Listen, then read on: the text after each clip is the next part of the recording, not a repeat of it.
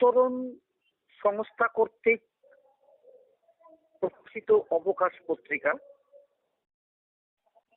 আজকের আনুষ্ঠানিকভাবে উদ্বোধন হলো।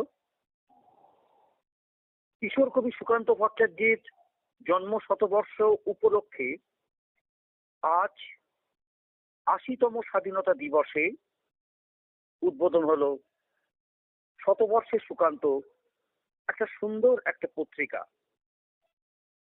স্বাধীনতার অমৃত চেতনাকে ধারণ করে এবং জনমানুষের কবি সুকান্ত ভট্টাচার্যের জন্ম শতবর্ষ স্মরণে উত্তরণ কালচারাল অ্যান্ড সোশ্যাল অর্গানাইজেশন পরিচালিত অবকাশ পত্রিকা আয়োজন করেছে এক বিশেষ সাহিত্য সাংস্কৃতিক অনুষ্ঠান আজ এই ৮০তম স্বাধীনতা দিবসে।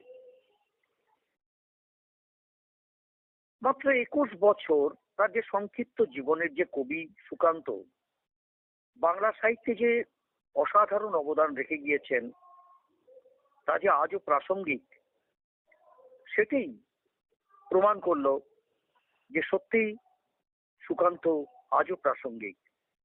তার কবিতায় উচ্চারিত হয়েছে স্বাধীনতার আকাঙ্ক্ষা, মানব মুক্তির স্বপ্ন, শোষণের বিরুদ্ধে প্রতিবাদ এবং ক্ষুধার্ত মানুষের জীবনের নির্মম বাস্তবতা।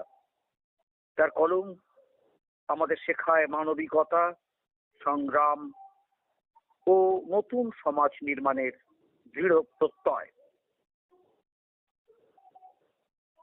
আজ স্বাধীনতা দিবসের দিন, যে সুকান্তের জন্ম শতবর্ষ উদযাপন, তার মধ্যে দিয়ে স্বাধীনতার চেতনাকে আগামী প্রজন্মের কাছে পৌঁছে দেওয়াটাই মূল লক্ষ্য উত্তরণ গোষ্ঠী। এবং এই আলোচনা সভায় যে আলোচনা করেছিলেন মূল আলোচক অধ্যাপক শ্রী অসীম কুমার হালদার, অনুষ্ঠান হয়েছে শান্তি সংঘের সেমিনার হলে জয়নগরেতে, এবং অধ্যাপক শ্রী হালদার সুন্দরভাবে সহজ সরলভাবে ব্যক্ত করেছেন কবি সুকান্তের প্রাসঙ্গিকতা। অবকাশ পত্রিকার পক্ষে একটা বিশেষ অনুষ্ঠান আজকে যে সম্পন্ন হলো জয়নগরের বুকে, এটা অবশ্যই প্রশংসার দাবি রাখে। বাংলা কবিতার ইতিহাসে এক দৃপ্ত অঙ্গীকার খুব বেশি উচ্চারিত হয়নি। যে তরুণ কবি এই কথাগুলো লিখেছিলেন তার বয়স তখন বেশি নয়, তো ভাবনায়, দায়বদ্ধতায় এবং মানব মুক্তির স্বপ্নে তার সময়কে অনেক দূর অতিক্রম করেছিলেন সেই কবি সুকান্ত ভট্টাচার্য। তার জন্ম শতবর্ষে গভীর শ্রদ্ধায় স্মরণ করছে অবকাশ পত্রিকা। শতবর্ষ কেবলমাত্র কোনো ব্যক্তিকে স্মরণ করার আনুষ্ঠানিক উপলক্ষ নয়, এটা জীবন, সাহিত্য ও আদর্শকে নতুন করে পাঠ করার সময়কাল। সুকান্তের জন্মের ১০০ বছর পর দাঁড়িয়ে যে চারপাশের সমাজকে আমরা যে দেখছি, তখন তার কবিতায় বহু পংক্তি যেন নতুন ভাবে ফিরে আসছে। ক্ষুধা, বৈষম্য, বঞ্চনা, যুদ্ধ, সাম্প্রদায়িকতা এবং মানুষের উপর মানুষের শোষণ আজও পৃথিবী থেকে মুছে যায়নি। তাই সুকান্ত এখনো বেঁচে আছে, তিনি এখনো কিন্তু ফুরিয়ে যাননি।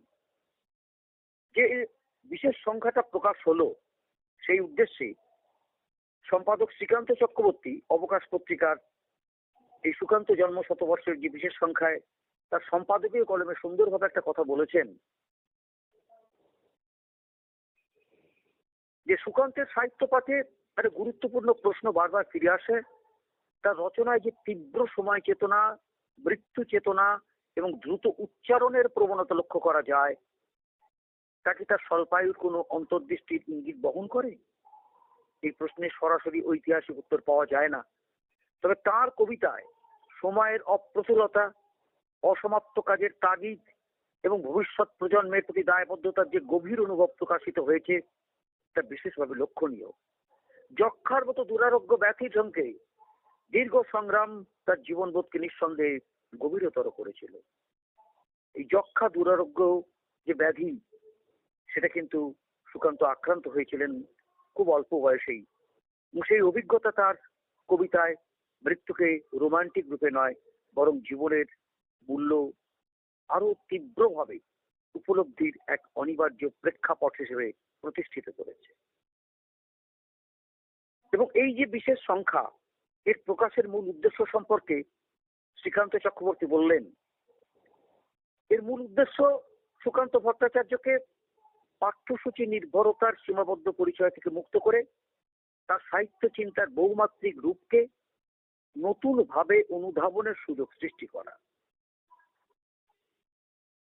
আমরা বিশ্বাস করি সুকান্তকে বুঝতে হলে তাকে কেবল রাজনৈতিক কবি হিসেবে নয়, বরং আধুনিক বাংলা সাহিত্যের এক স্বতন্ত্র শিল্পী, ভাষার নবনির্মাতা, বাস্তবতার নবনতাত্ত্বিক রূপকার ও গভীর মানবতাবাদী চিন্তক হিসেবে পাঠ করা প্রয়োজন। সুন্দর কথা উনি বলেছেন। এবং শতবর্ষ পরে দাঁড়িয়েও আজও সুকান্ত যে অপরিহার্য এবং কেবল একজন বিদ্রোহী কবি নন, তিনি আজও জীবন্ত, আজও প্রাসঙ্গিক, আজও আমাদের চিন্তা, বিবেক, সংগ্রাম এবং মানবিক ভবিষ্যৎ নির্মাণের পথে অবিচ্ছেদ্য সহযাত্রী।